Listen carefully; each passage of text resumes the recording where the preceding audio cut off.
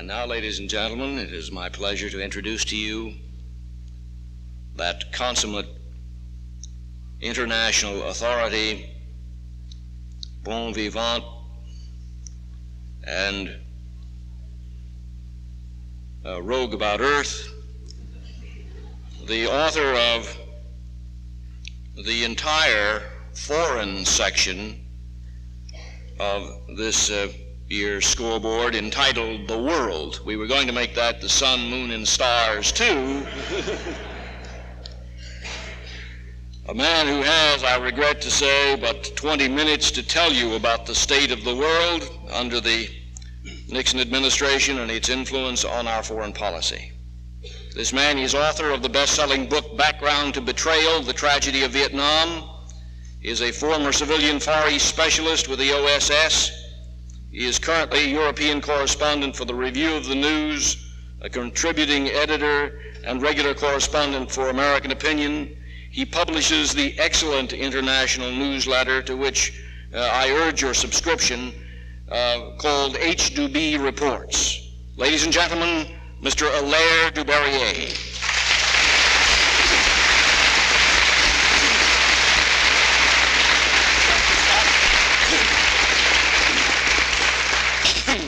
Thank you, ladies and gentlemen. As Scott told you, I work abroad.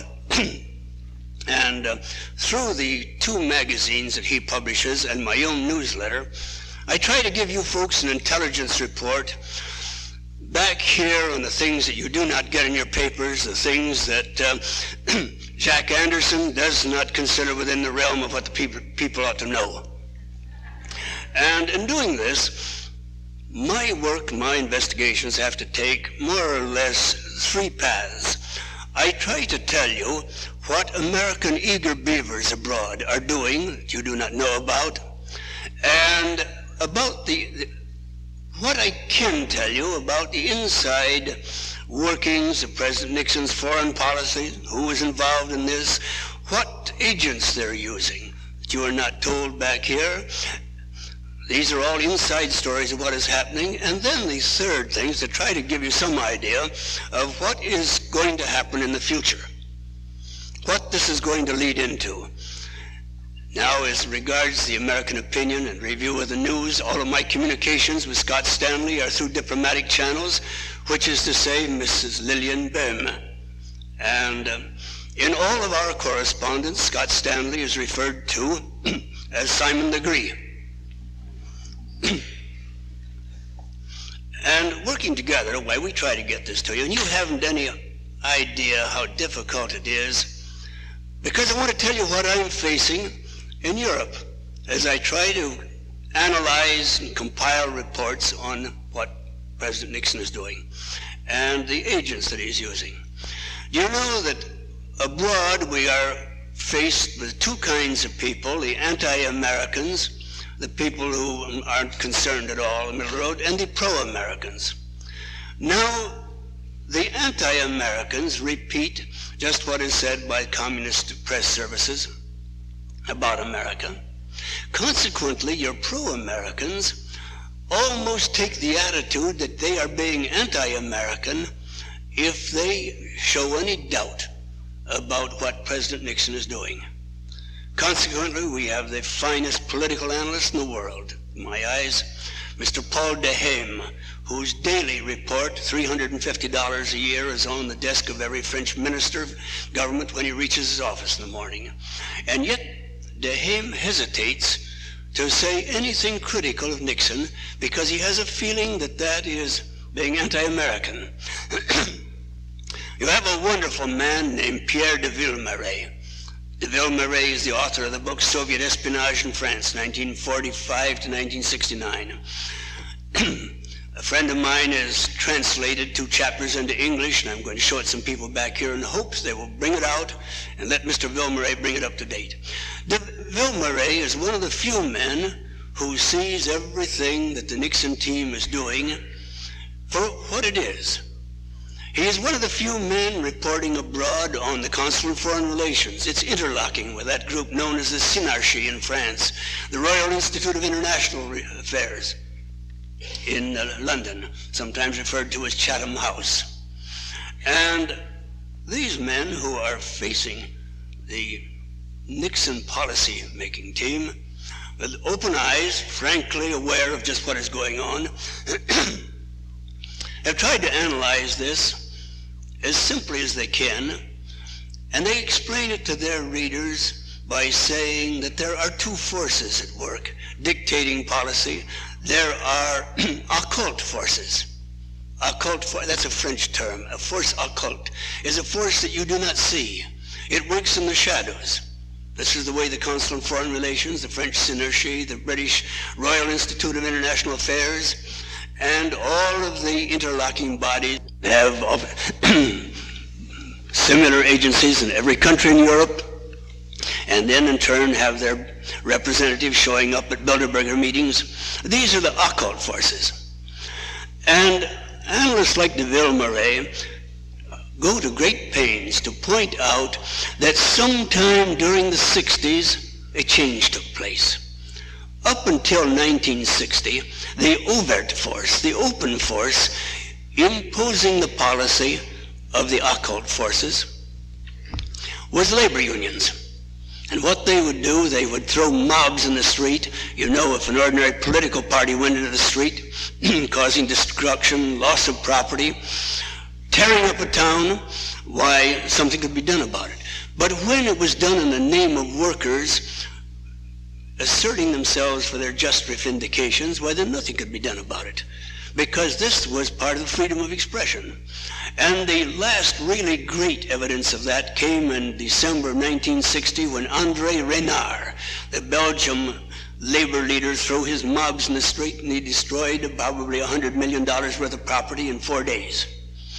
Here this bunch had worked tooth and nail for the liberation of the Congo, and knowing that when the Belgian government granted independence to the Congo, why, that was going to cut off the right arm of the Belgian economy. And then when it had that effect, why, the very men who brought this about threw the mobs of laborers in the street because it was curtailed, their salaries were being cut back, manufacturing, industry was being cut back, and men were being laid off. Probably the height of labor action to determine political policy took place in France during the Algerian War, when these men, look at the labor unions of Marseille. They have made a ghost town out of Marseille, and yet they led the fight to force surrender on the country. But gradually a change took place, and labor action as the overt force, imposing the politics and the policies of the occult force, had its day. A new force came into being, and gradually the force which superseded the labor unions, it still acts in coordination with them. It is another arm, but gradually it is becoming more important, and that is the student movement. And I wish I had time to talk to you for hours. Wish we could have a seminar and talk about what is happening in these various countries.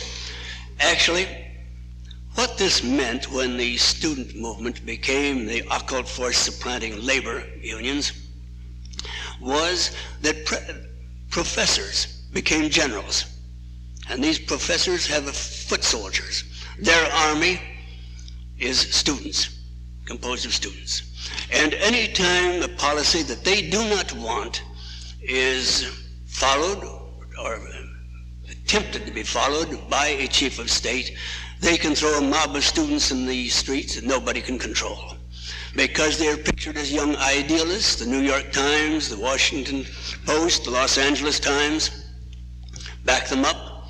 Your entire American press would be solidly behind them. You really only have one big newspaper in America now, and that is the New York Times, which appears in New York as the New York Times and all over America under a local name, the name of a paper that subscribes to the New York Times news service, or the Washington Post news service, or the Los Angeles Times news service, or all three. So that you have an entire country being blanketed by propaganda. Now, I'll try to get to what I'm leading up to by all this. If you will go back, You will recall that you were told that about 10 days after President Nixon was elected to the presidency of the United States, he called in Mr. Kissinger and asked Mr. Kissinger to have the Harvard professors start a study to see what could be done and what should be done for the restoration of good relations with Red China. Remember that? These were the professors that were doing this. And once the professors provide a study, any deviation from the points recommended by that study will throw the students into the streets demonstrating. Did you ever see anything so shocking in your life? Is that picture of President Nixon out there by the Lincoln Memorial, not the Lincoln Memorial, the George Washington Memorial, at the time of the invasion of Cambodia, when he was pleading with those two smirking girls? Two light-headed students who didn't know any more about foreign policy than I do about Mars, which is to say nothing except that it exists. Well, here, this situation you've had again and again. Now President Nixon, you were next told, had called in a group of 24 professors to come in so that he could give them his assurance that he was going to make use of the intellectual deposit of science and knowledge in our country in forming his policy. In other words, he was letting them know that he would go along with them. And he was being pushed to this, of course, by the occult forces. Then, now you may ask me, you may want to know the exact date of some of the magazines I'm talking about in this brief conversation with you. If you do, why, please talk to me after my baggage catches up with me, because all of the notes that I had for that fine, polished speech I was going to give you were in that suitcase. Along with the date of the exact number of Time magazine during the invasion of Cambodia, which said that President Nixon was widening the war, stepping up the war, increasing our action in spite of the promise he gave on his election that he would never try to seek a military solution to the war in Vietnam. Who did he give that promise to? He never gave that to you and me.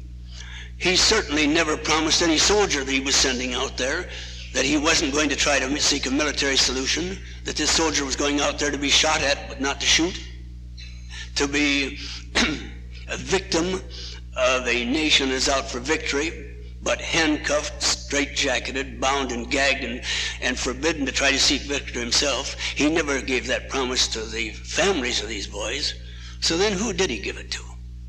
Obviously he gave it to the two forces, the occult forces and the overt forces. One of the latest reports to come out just before I left France was that a Mr. Victor Fuchs, F-U-C-H-S, the same name as the atomic spy, who was a professor of political science at City College of New York, one of the most openly communist colleges in America, was heading a new Nixon task force.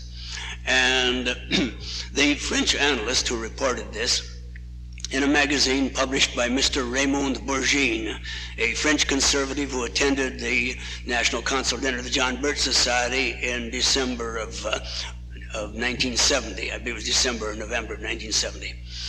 Went on to say that President Nixon calls these groups of professors task forces, but President Roosevelt called them brain trusts, that they are really the same thing, and that the latest task force that President Nixon had sent up was being sent to Russia, headed by Professor of Political Science Victor Fuchs of City College of New York, and that in Russia they are going to speak in Russian universities, and they're going to cooperate with Madame Furtseva, who is the Minister of Culture.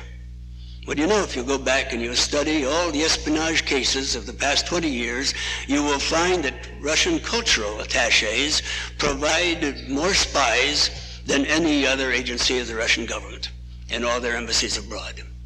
And here, our president is sending 4 professors over there to work out a sort of modus vivendi, an operation, a common policy with Madame Furtseva and the professors of Russian universities. I don't know whether anything was said about this in the American papers. I believe we will have a report on it shortly in the review of the news. This shocks Europeans because all this means is that the two are getting together so that they will outline a policy that will be followed or else. And the or else is, our students will go in the streets in our country, in Europe, and they will be egged on by students in Russia who already have a chain of communications with them, which this task force of the four professors headed by Professor Fuchs was set up. Many of you may have thought, wondered something about the agreements that were made by President Nixon in his private talks with Mr. Brezhnev. Brezhnev, as you know, of course, is not the chief of state, but he is the all-powerful head of the Central Committee of the Russian Communist Party. And we've learned in Europe, through leaks from the Foreign Office, that the Russians wanted something awfully badly. And they got much more than they gave. What they wanted was a pipeline all the way to the Baltic, their oil to the Baltic, because they wanted that pipeline going up there to serve their Baltic fleet. That American technicians are going to build that pipeline. The arms that they decided to outline, or to outlaw, to quote Mr. Paul de Haim, were only the arms that were obsolete or too expensive. And otherwise, why, they have the go-ahead for an arms race in which we are gradually being outpaced. 5 days before I left Europe to come over here, gold hit an all-time high, 66 and some tenths dollars for an ounce of gold. And you know, when it hit that all-time high, the Russians began buying up all of the American banknotes available in Europe and buying them up with gold bars. That meant that instead of having to pay, put out an ounce of gold for $35, they would put out an ounce of gold for 66 and some tenths dollars. Those gold bars all came from mines in Russia, where they were mined, the gold was mined under the supervision of American advisors. And I was surprised even to learn that through the darkest days of the Cold War, those American advisors were running Russian gold mines. And the reason that they were buying up all these American banknotes with their gold bars was to pay for the technological know-how, the factories and the pipelines that President Nixon agreed to give them in return for just a little lull that would see him through the coming election. And of course, that is not going to affect a bit their support of Hanoi. This is going to go on. And this will just give you a vignette, a little bird's eye view of these policies going on. Why did Nixon do this? Why did he have to do this in order to get through the election months ahead? What was he afraid of? Simply, plainly and simply, the two forces, the occult force and the open force. Revolutionary students who are the foot soldiers of professors. And the only way you're ever going to get them back into the vase again, that monster that's been conjured out of our universities, is to weed the communist professors out of our universities. And you can't do that because already parent-teachers organizations, lawyers, bar associations, and everything else have come forth with the opinion that teaching communism in the university is part of the professor's academic freedom. I was very interested in what the London Daily Telegraph had to say about the Angela Davis case. They said that that was an injustice, her acquittal was an injustice that had to be seen to be believed. And then they went into that. How was this possible? How was this permitted? That they had a jury there, which members of the jury gave the clenched fist salute when they left the jury box, went out to a nightclub, kissed her cheek as they left the court, went out to a nightclub to celebrate her victory, the jurors, when they had not been told to decide whether this woman was guilty or not, but they had been told to think black. See? How did they get away with this? Because the two forces would have gone on a rampage and torn America apart if she didn't walk out of that court a free woman. And until we get a president who can get these two forces back into the vase again, we're going to have presidents like President Nixon and policies like he is giving us now. That's very brief, but I've already gone over the 20 minutes that Simon Legree has given me, and I hope I'll have a chance to talk to you privately or perhaps again before the rally is over. Thank you.